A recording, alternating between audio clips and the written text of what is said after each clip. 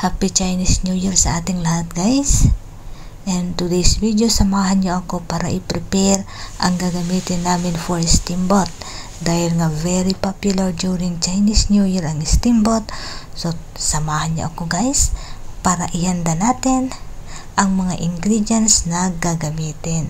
So, ito, guys, depende kung ano yung mga ingredients na pwede nyong gamitin for cooking. Pero yung amo ko, dahil pihikan sila, ito lang talaga yung mga gusto nilang ingredients.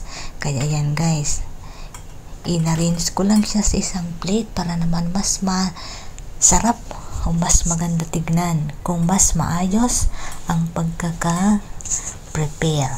So ayan, guys, siyempre hindi mawawala yung mga mostly na ginagamit nila during steamboat.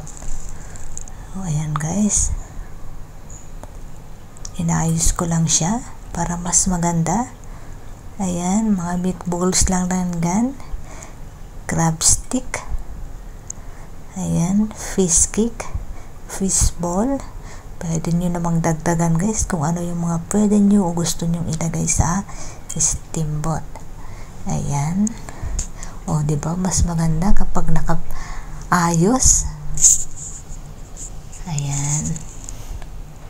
And then, kapag okay na, syempre, tatakpan. Ito yung basic lang, guys. Easy to prepare dahil ihahanda mo lang just to arrange it para naman maganda tingnan. So, if you like this video, guys, please comment down below. Paki-subscribe na rin. Follow. Thank you, guys, for watching. Happy Chinese New Year to everybody.